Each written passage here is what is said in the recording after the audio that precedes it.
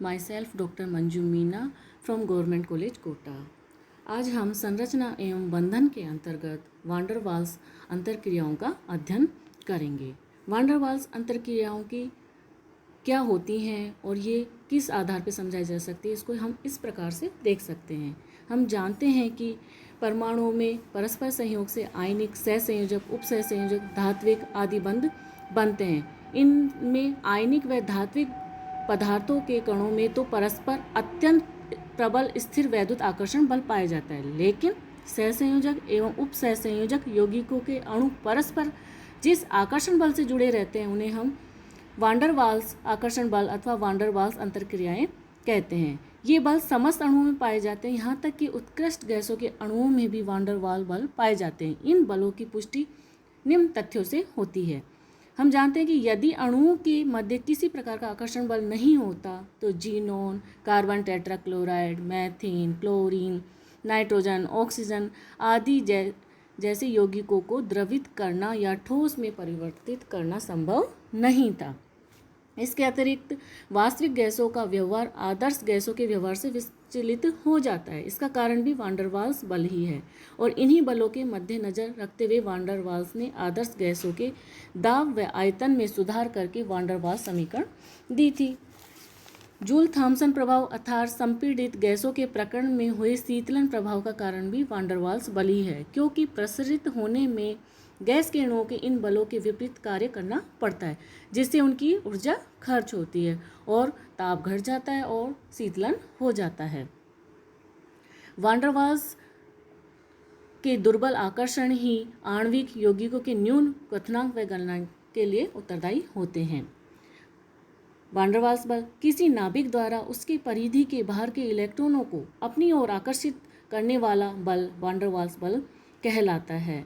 हम जानते हैं कि इलेक्ट्रॉन के पाए जाने की संभावना अनंत दूरी तक बनी रहती है, अतः किसी भी बिंदु पर हम इलेक्ट्रॉन के पाए जाने की संभावना को शून्य नहीं मान सकते हैं। अर्थात नाभिक को अपने ही इलेक्ट्रॉनों को बांधे रखने के लिए अपनी परमाणु त्रिज्या से आगे भी आकर्षण बनाए रखना पड़ता है, और उस परिधि में यदि अन्य अणुओं के इलेक्ट्रॉन आ जाएंगे तो स्वाभाविक है कि वे भी उस नाभिक द्वारा आकर्षित होंगे।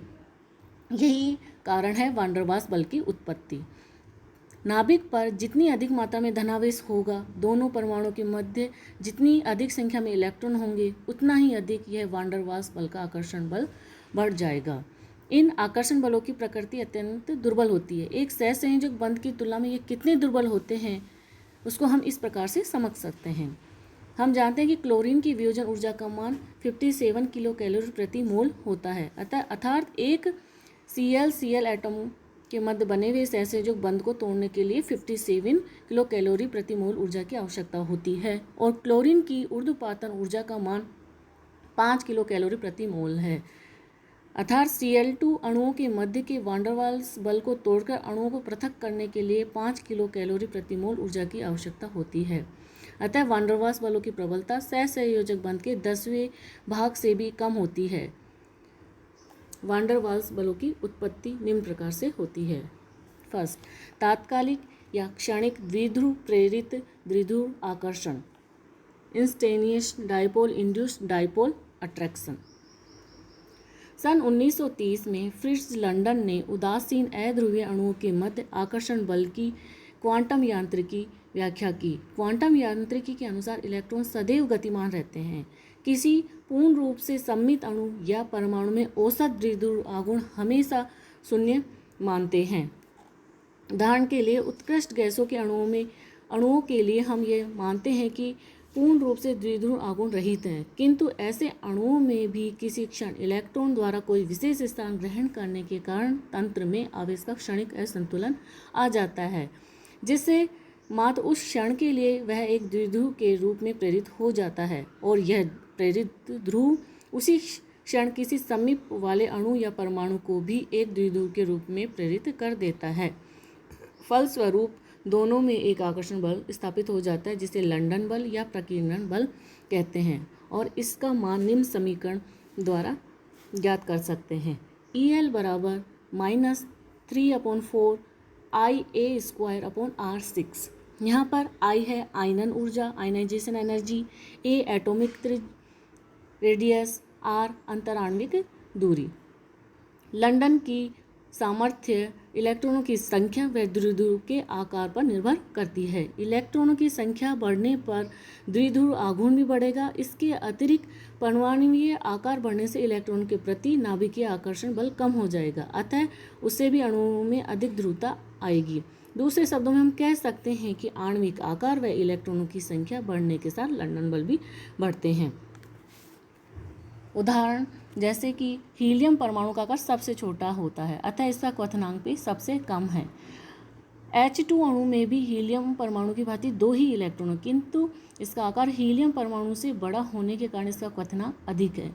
इसके बाद नियोन के इलेक्ट्रॉन की बढ़ी हुई संख्या व इसका बड़ा आकार इसके क्वथनांक के मान में वृद्धि कर देते हैं और इसी क्रम में क्वथनांक ऊपर से नीचे की तरफ अक्रिय गैसों में बढ़ते जाते हैं।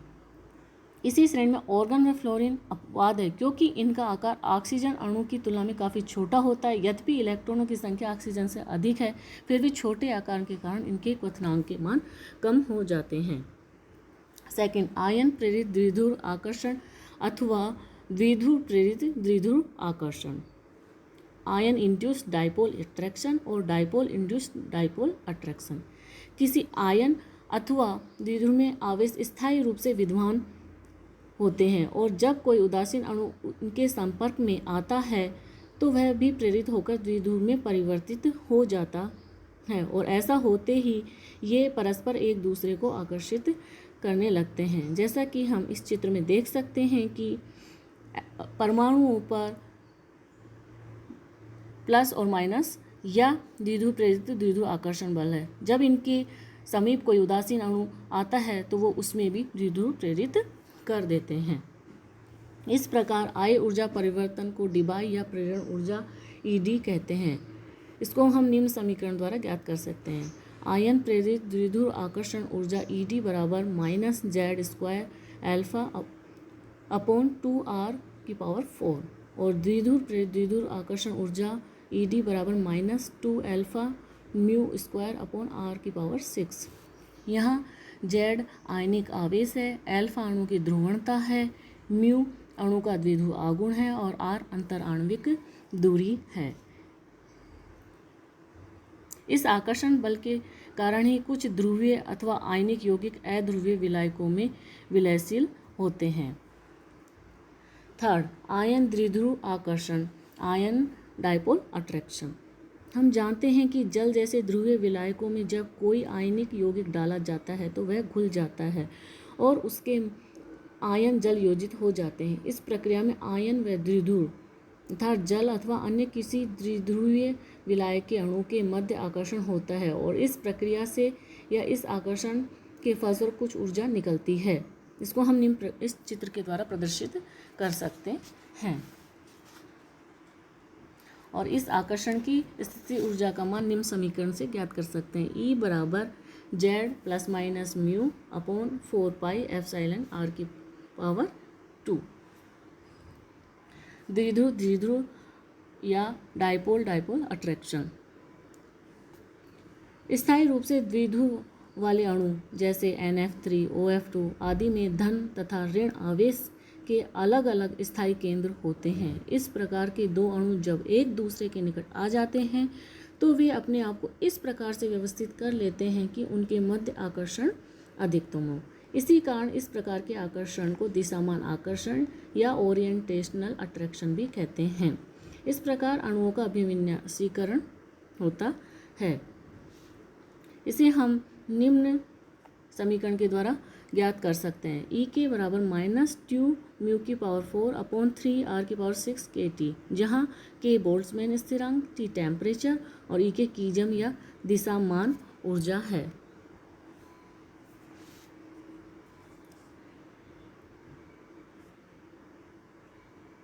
वान डर वाल्स आकर्षण बलों को प्रभावित करने वाले कारक।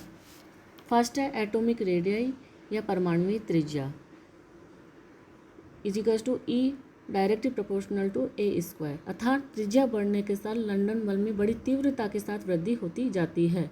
फलस्वरूप उनके क्वथनांकों के मान बढ़ते जाते हैं।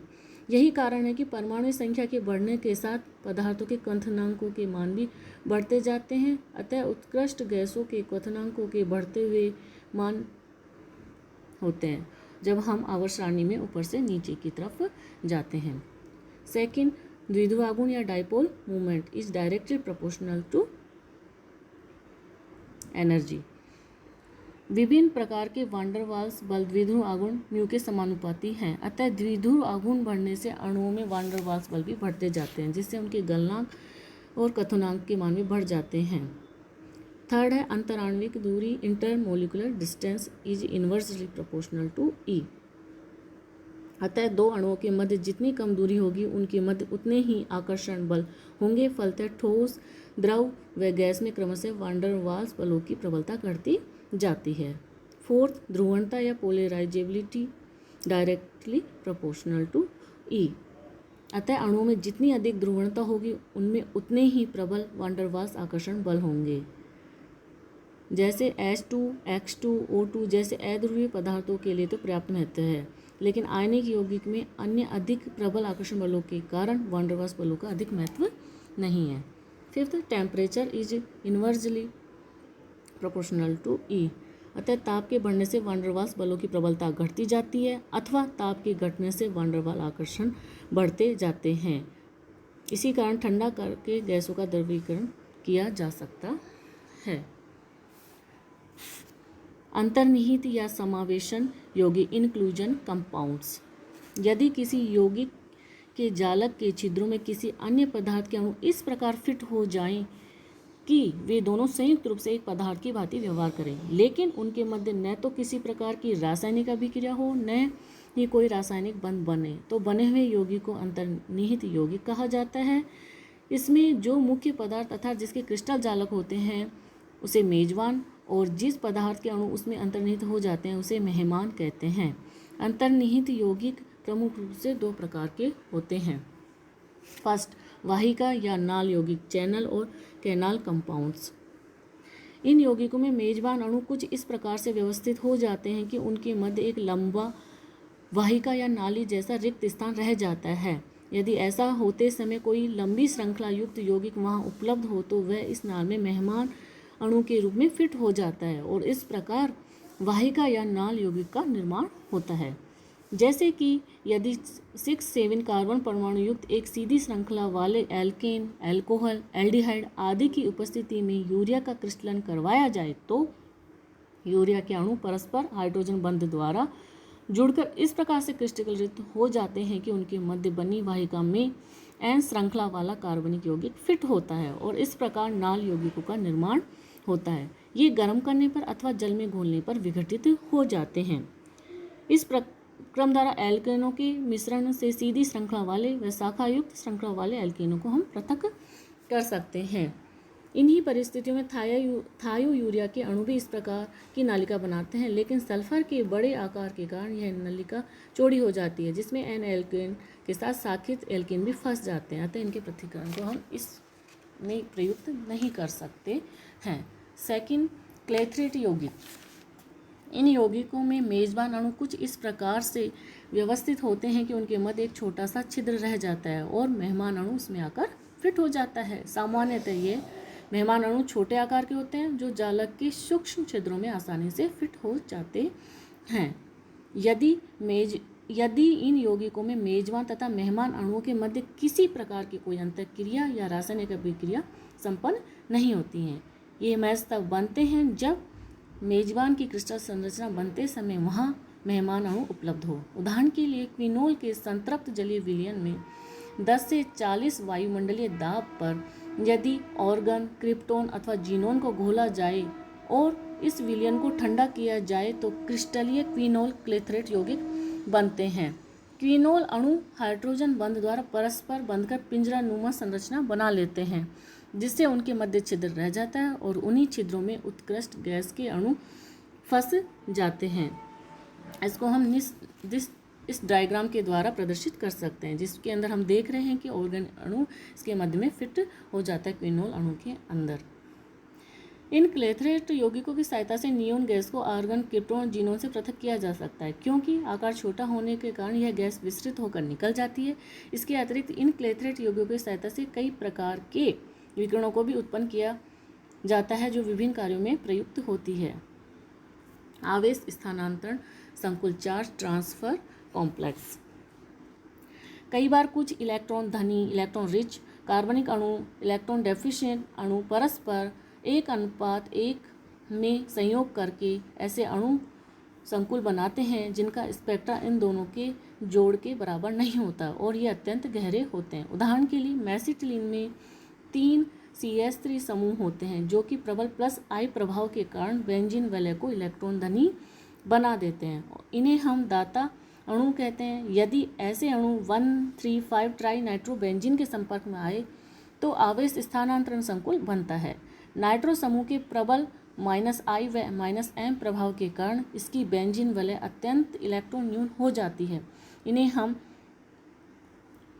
इन्हें हम ग्राही या एक्सेप्टर अणु कहते हैं। अतः यदि ऐसे वलय दाता परमाणु के संपर्क में आए तो ऋणावेशित दाता अणु से इलेक्ट्रॉन आवेश का स्थानांतरण ग्राही अणु की ओर हो जाएगा।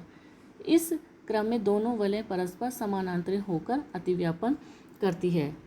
जैसा कि हम इस उदाहरण में देख सकते हैं कि नैफ्थलीन इलेक्ट्रॉन दाता की तरह बिहेवियर करती है और पिक्रिकम इलेक्ट्रॉन ग्राही, और ये दोनों मिलकर आवेश स्थानांतरण संकुल बनाते हैं। इसी प्रकार मेसिटिलीन और 1,3,5 डायनाइट्रोबेंजीन आवेश स्थानांतरण संकुल बनाता है।